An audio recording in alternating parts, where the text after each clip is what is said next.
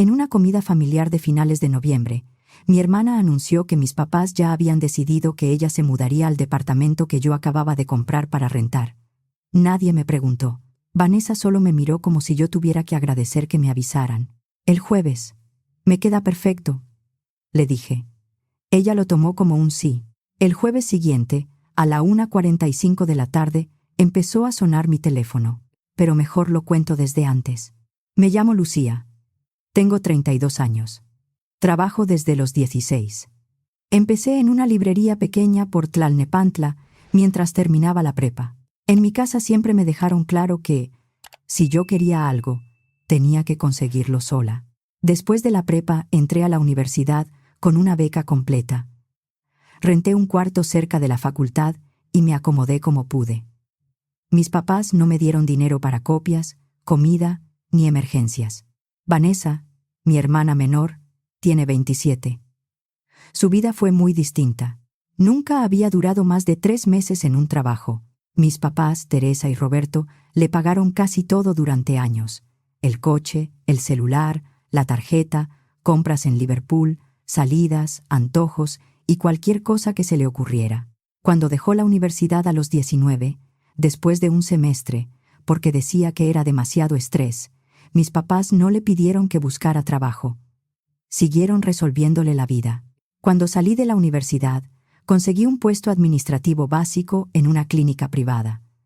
Renté un cuarto en la colonia obrera, en una calle donde aprendí pronto a caminar con cuidado. Compré ropa usada, no salí de vacaciones por años y cada peso que me sobraba lo guardaba.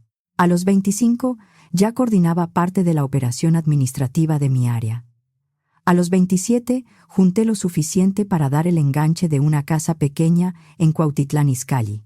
Fue con crédito, claro. Era una casa sencilla, con pintura vieja, humedad en una esquina y varios arreglos pendientes. Pero era mía. Uno pensaría que mis papás se habrían alegrado. Ni siquiera fueron cuando firmé. Vanessa no contestó el mensaje que le mandé para contárselo. Pasaron 5 años. Hace poco compré mi segunda propiedad, un departamento chico de 2 recámaras en Santa María la Ribera, en un edificio viejo que habían remodelado bastante bien.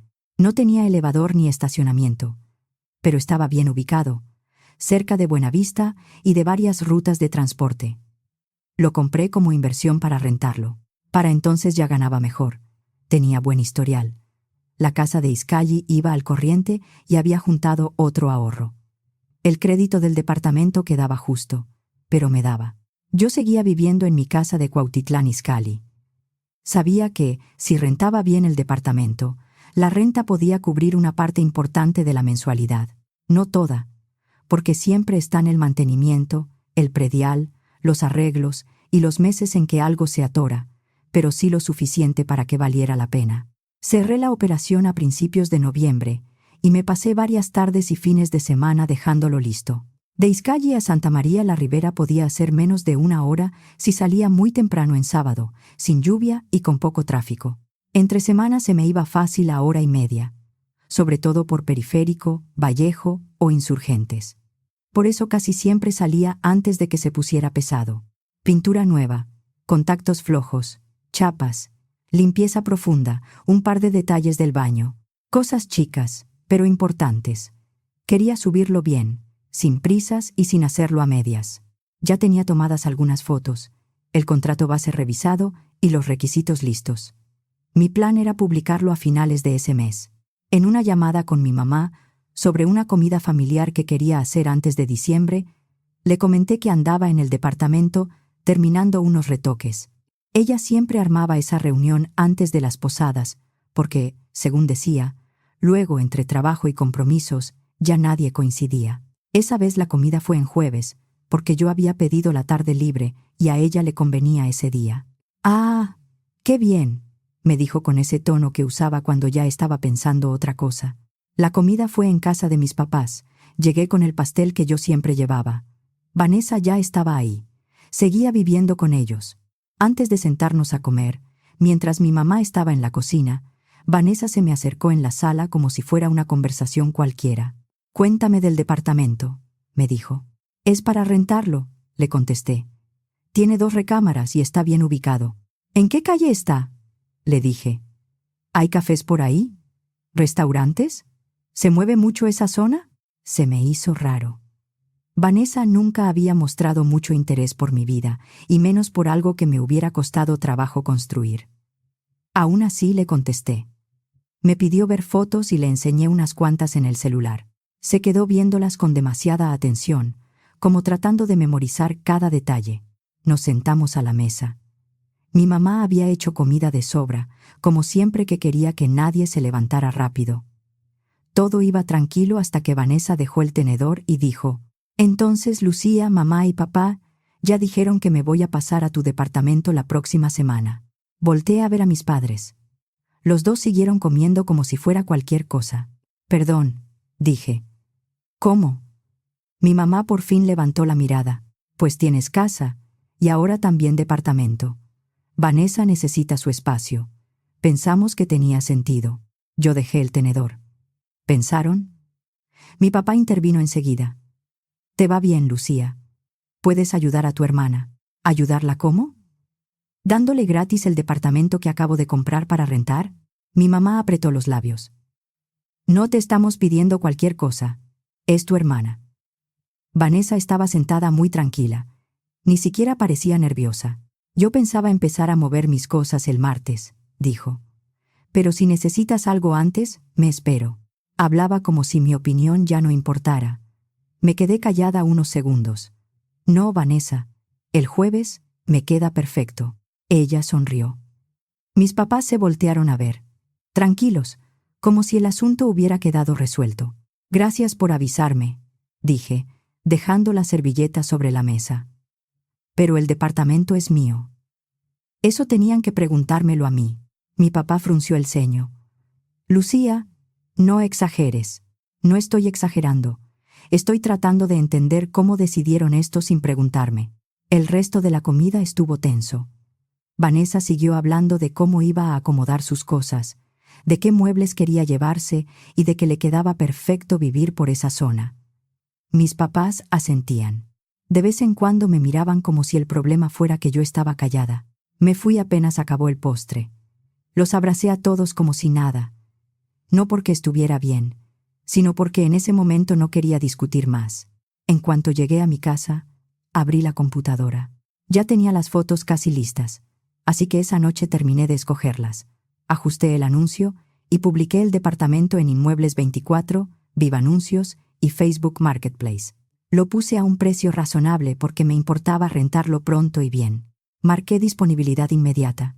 A la mañana siguiente, yo estaba revisando solicitudes.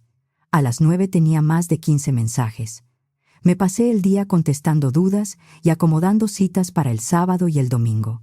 El sábado lo vieron 8 personas. El domingo, 3 más. Entre ellas estuvo Claudia, una programadora que trabajaba en una empresa de tecnología. Llegó puntual. Traía comprobantes de ingresos y referencias. Me explicó que llevaba semanas buscando por la zona. Después de recorrerlo me preguntó: «Si nos ponemos de acuerdo, ¿cuándo podría entrar?» «En cuanto firmemos contrato y quede todo en regla», le dije. El lunes nos vimos en una cafetería cerca del departamento. Revisamos cláusulas. Confirmé sus referencias y me entregó copia de su identificación y los datos de un obligado solidario.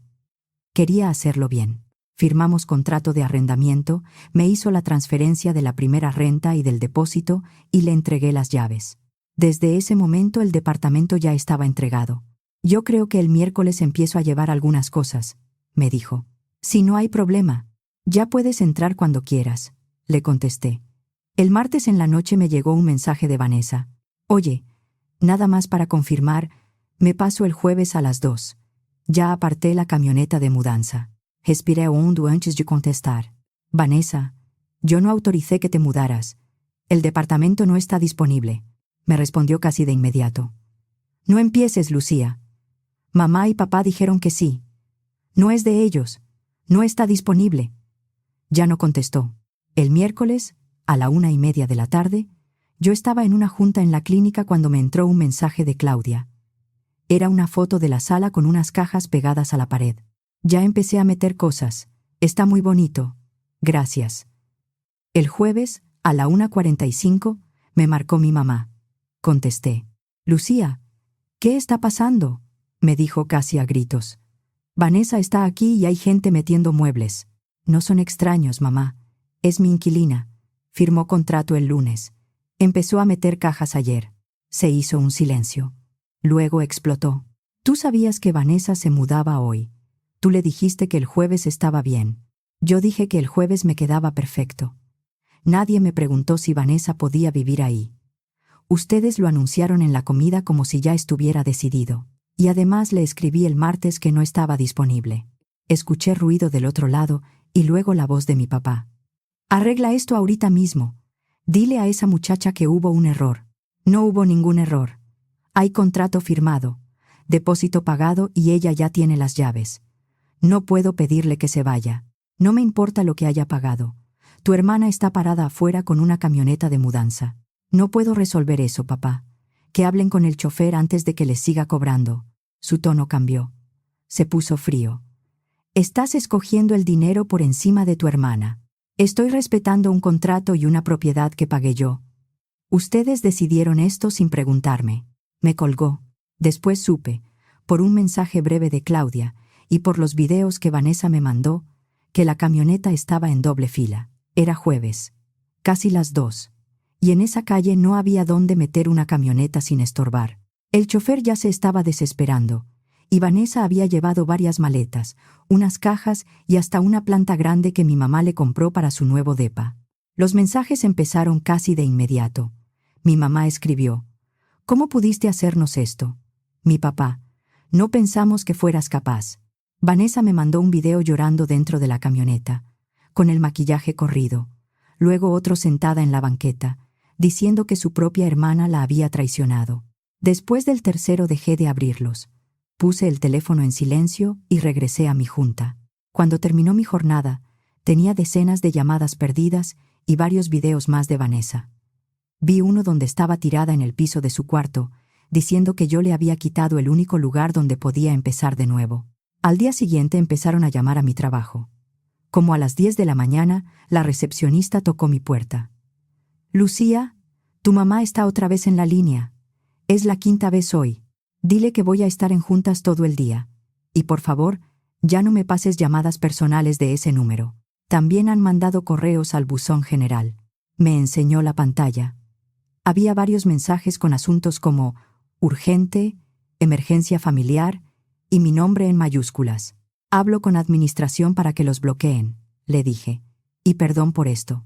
Ella me miró con discreción. Se lo agradecí. El acoso siguió varios días.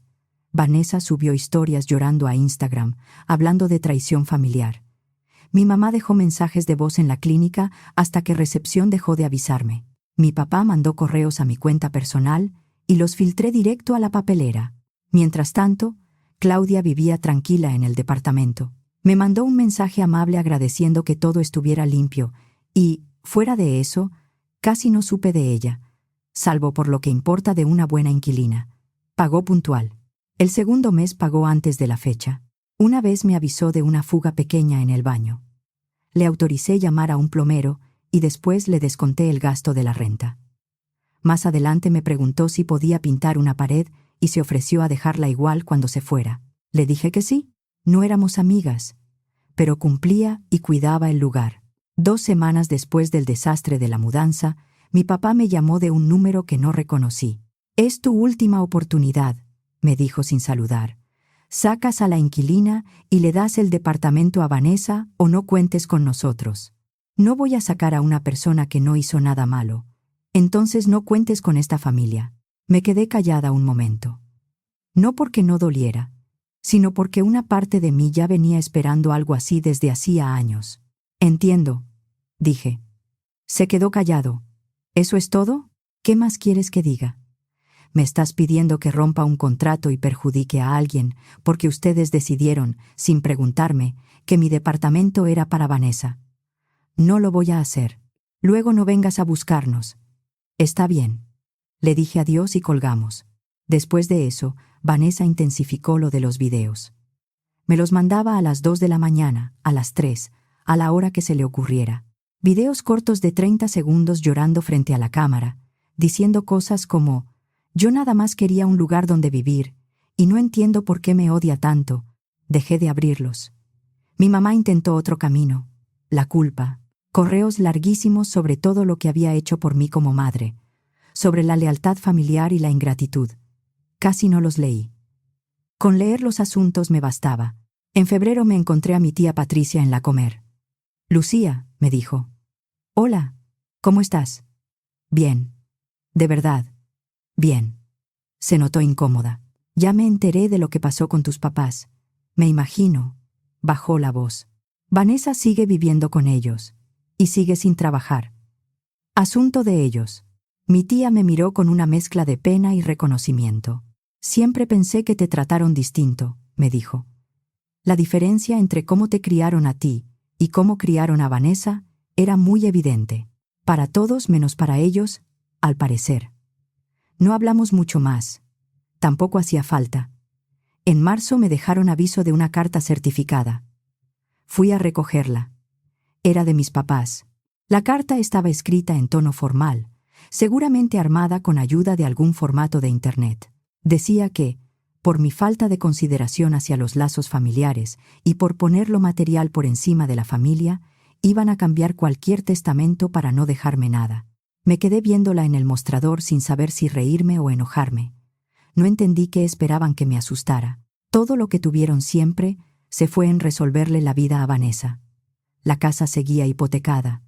Los ahorros, si quedaba algo, se habían ido entre compras, deudas, caprichos y planes que nunca cuajaban. No había mucho que heredar. Llegué a mi casa. Guardé la carta en un cajón con papeles que casi nunca reviso y seguí con mi vida. Un mes después, un proveedor con el que había trabajado me recomendó para una vacante en un hospital privado. Me buscaron para entrevistarme y la entrevista salió mejor de lo que esperaba. Me ofrecieron un puesto de dirección operativa con un sueldo mucho mejor, casi el doble de lo que ganaba. No acepté ahí mismo. Pedí 2 días para revisar números, prestaciones, horario y responsabilidades. Después llamé y dije que sí. En ese hospital conocí a Ricardo, el doctor Ricardo Mendoza, cirujano cardiovascular. Era serio cuando tenía que serlo. Tenía buen humor y escuchaba de verdad. La primera conversación que tuvimos fue por algo nada romántico. Necesitaba que se acelerara la llegada de un equipo quirúrgico específico y yo logré mover varios trámites para que saliera a tiempo. No sé cómo le hiciste, me dijo sonriendo, pero nos salvaste con eso. Solo hice mi trabajo. Entonces déjame invitarte un café como agradecimiento. Ese café se volvió una comida, luego otra, luego cenas. No fue de un día para otro. Fuimos hablando y conociéndonos. Unos meses después ya estábamos saliendo formalmente. Hacia mediados de año, salí por algo de comer a una cafetería cerca del trabajo. En la mesa de al lado estaba la señora Murillo, vecina de mis papás, con otra mujer. La escuché sin querer. Es tristísimo lo de esa familia, estaba diciendo. La hija mayor, Lucía, los abandonó. Ni siquiera quiso ayudar a la pobre Vanessa a conseguir dónde vivir. Yo estaba a unas mesas de distancia, comiéndome un sándwich y escuchando la versión que mis papás habían contado. No me vio, siguió un rato más. Dijo que yo me había llenado de dinero y se me había olvidado de dónde venía, que no quise ni darle a mi hermana un lugar donde quedarse. No la confronté. No le vi caso. Además, no estaba segura de poder hacerlo sin que me temblara la voz. No quería quebrarme ahí. 2 semanas después, mi prima Andrea apareció en mi oficina. ¿Podemos hablar?, me preguntó. Me sorprendió. Nunca fuimos especialmente cercanas. Claro. Pasa. Sacó una invitación de su bolsa. Quería invitarte a mi boda. Gracias. Luego se quedó callada un momento y dijo, también quería decirte algo. Yo sí vi cómo te trataban a ti y cómo trataban a Vanessa. No estaba bien. La miré. Una se acostumbra tanto a que nadie diga nada, que cuando alguien por fin lo dice cuesta trabajo responder. La mayoría solo escucha la versión de ellos, le dije. Yo me acuerdo de una Navidad, cuando era adolescente, me dijo. Tú llegaste con regalos que habías comprado ahorrando. A todos les llevaste algo pensado. Vanessa no le dio nada a nadie. Y toda la cena tus papás hablaron de ella. A ti casi no te hicieron caso. Varios nos dimos cuenta. Nada más, nadie decía nada. Con lo del departamento, yo creo que hiciste bien. Andrea y yo empezamos a vernos de vez en cuando para tomar café. Fue raro, pero también me hizo bien. Me hizo bien que alguien de la familia no me hablara como si yo debiera algo. Por esas mismas fechas me encontré a Vanessa en una plaza. Yo buscaba un vestido para un evento del trabajo cuando apareció con 3 amigas. «Mira nada más quién está aquí», dijo en voz alta. «Mi hermana». Sus amigas se pusieron incómodas de inmediato. «Hola, Vanessa», le dije.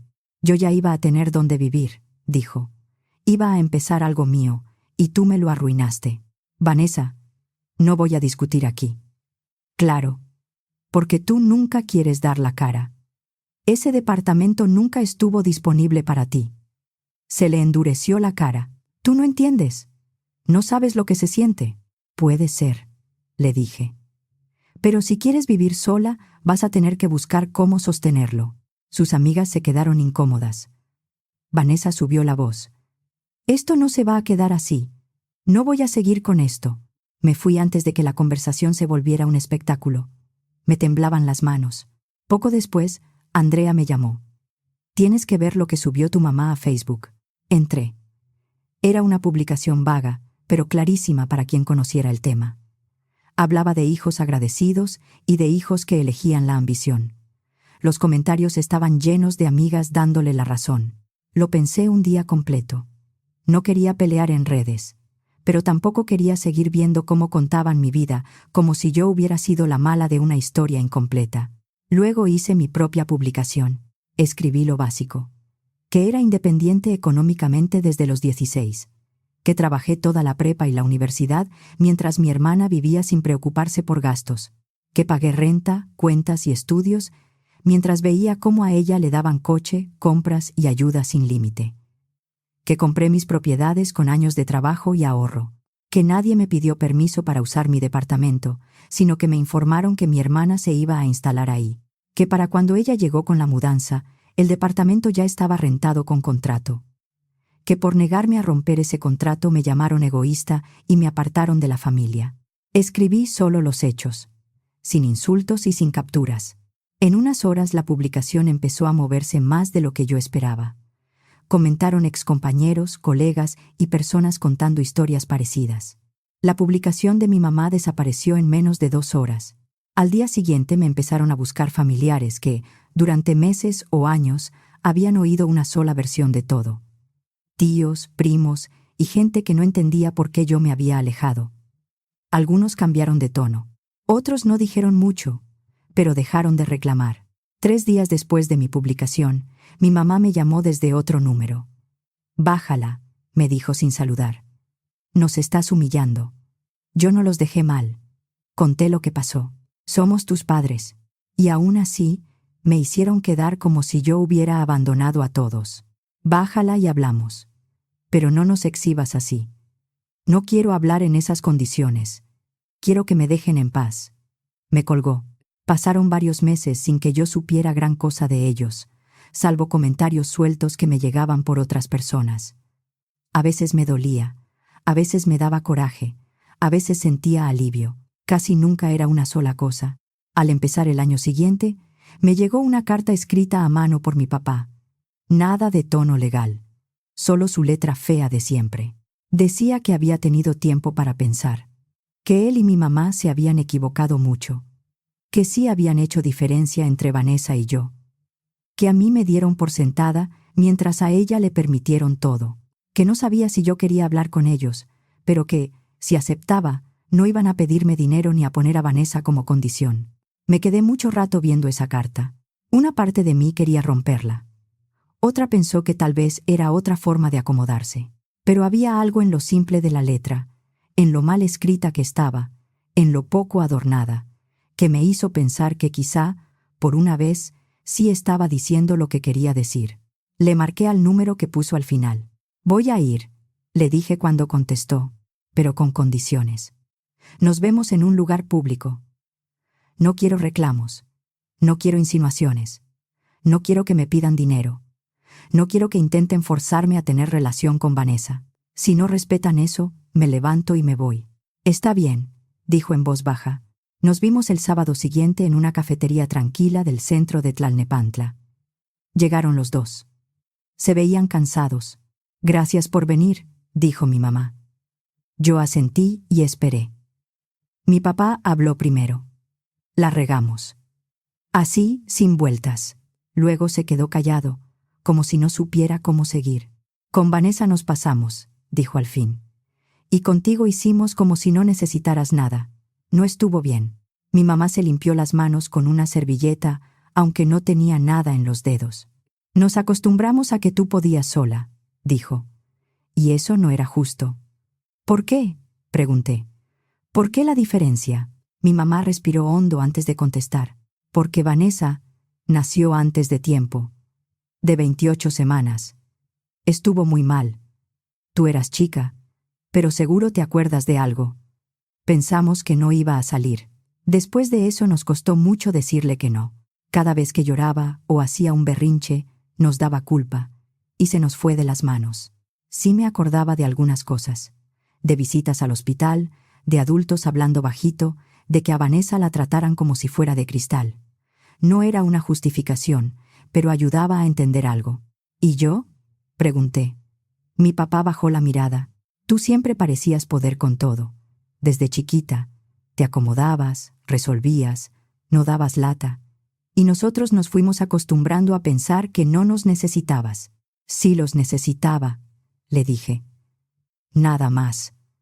Aprendí muy pronto que no valía la pena esperar nada. Mi mamá se puso a llorar en silencio. Lo sabemos ahora, dijo mi papá. O estamos empezando a verlo. Te fallamos a ti. Y también le fallamos a Vanessa. Ya es una adulta, y no sabe vivir sola, porque nunca le enseñamos. También necesito que entiendan algo, dije. No basta con que me lo digan aquí. Ustedes llamaron a mi trabajo, mandaron correos, hablaron de mí con la familia y con vecinos. Si van a decir que se equivocaron, no puede ser solo conmigo en una cafetería. Mi papá asintió despacio. Tienes razón, eso también estuvo mal. Lo del trabajo no tenía perdón. Mi mamá no dijo nada al principio. Luego bajó la mirada. Yo hablé mal de ti con mucha gente, admitió. Voy a corregirlo. No le creí del todo en ese momento. Quería creerle, pero todavía no podía. ¿Y qué pasó con Vanessa?, pregunté. Mi papá contestó. Después de lo de Facebook, le pusimos un ultimátum. O buscaba trabajo o se tenía que ir de la casa. Le dimos 30 días. ¿Y? Fue un pleito horrible, dijo mi mamá. Hubo días en que casi cedimos. Pero no cedimos, añadió mi papá. Consiguió trabajo, de recepcionista en un despacho. El papá de una amiga la ayudó a entrar. Ya lleva varios meses ahí, y hace poco se salió de la casa, dijo mi mamá. Está compartiendo departamento con una compañera de trabajo. Un lugar sencillo, más lejos de lo que ella quería, pero lo está pagando. ¡Qué bueno!, dije. Y de verdad lo pensé. Seguimos hablando un rato. No de perdón ni de volver a ser lo de antes. Más bien de mi trabajo, de Ricardo y de lo que les estaba costando mirar. Fue incómodo, pero al menos nadie fingía. No salí tranquila, pero salí con menos coraje. Después de eso, empezamos a vernos una vez al mes. A veces café, a veces comida. Sin grandes escenas. Poco a poco fuimos construyendo otra forma de tratarnos. No se arregló todo. A veces mi mamá volvía a decir una frase con culpa disfrazada y yo tenía que detenerla. A veces mi papá quería actuar como si ya hubiera pasado suficiente tiempo y yo le recordaba que no funcionaba así. Pero dejaron de presionarme con Vanessa, dejaron de pedirme dinero, y poco a poco empezaron a corregir con algunos familiares la versión que habían contado. No hicieron una gran publicación, pero mi mamá llamó a las tías con las que más había hablado, habló con una vecina y dejó de repetir que yo los había abandonado. Mi papá también habló con algunos primos y reconoció que no debieron llevar el pleito hasta mi trabajo. Era menos de lo que yo habría querido, pero más de lo que habían hecho antes. Con Vanessa fue distinto. Ella nunca aceptó haber hecho algo mal. Seguía convencida de que yo era la culpable de sus problemas. Si yo iba a ver a mis papás, ella no aparecía. Así nos acomodamos. Yo pasaba cuando ella estaba trabajando o cuando no estaba en la casa. No era ideal, pero no era una guerra abierta. Ricardo y yo nos fuimos a vivir juntos después de un año de relación. Mis papás fueron a ayudarnos a mudarnos, cosa que yo no habría anticipado. Mi papá cargó cajas sin quejarse. Mi mamá me ayudó a acomodar la cocina. Se sentía raro, pero no mal. Mientras guardábamos platos, mi mamá me dijo: «Te hace bien. Se nota que está contigo de verdad». No fue una frase perfecta. Tal vez por eso me llegó más. Vanessa nunca se acercó. Supe por Andrea que seguía en el despacho, que le habían subido un poco el sueldo y que seguía viviendo con la compañera. Pagaba sus cuentas, aunque todavía le costara. Claudia renovó el contrato del departamento por un año más. Seguía siendo buena inquilina. Pagaba a tiempo, cuidaba el lugar y avisaba cuando algo necesitaba arreglo. Ese departamento me salió bien. Ricardo me propuso matrimonio el mes pasado. Nada aparatoso. Estábamos haciendo de cenar en la casa, y de pronto se arrodilló ahí mismo, entre la estufa y la tarja. Yo tenía las manos mojadas y olía a ajo. «Me gusta lo que tenemos», me dijo. «Quiero seguir contigo». Le dije que sí. Cuando se lo contamos a mis papás, se emocionaron mucho. Preguntaron en qué podían ayudar. «Apoyo económico no», les dije de una vez. «Ricardo y yo podemos con eso». «Lo sabemos», dijo mi papá. «No estamos ofreciendo eso, solo queremos estar». Por esa vez, no pedí más. Ahora, cuando pienso en aquel departamento, no pienso tanto en la propiedad en sí. Pienso en todo lo que salió por culpa de ese pleito. Lo que ya estaba mal, se tuvo que decir. Yo dejé de hacerme cargo de cosas que no me tocaban. Mis papás tuvieron que mirar lo que habían hecho con Vanessa. Y ella, aunque siga enojada conmigo, empezó a sostenerse sola. No fue ordenado. Tampoco fue fácil. Hubo gritos, llamadas, vergüenza y distancia. Pero ya no podía seguir igual. No sé si esto se arregle por completo. Tal vez no. Lo que sí sé es que desde ese día dejé de pedir permiso para cuidar lo mío. Todavía me cuesta, pero ya no quiero volver a lo de antes.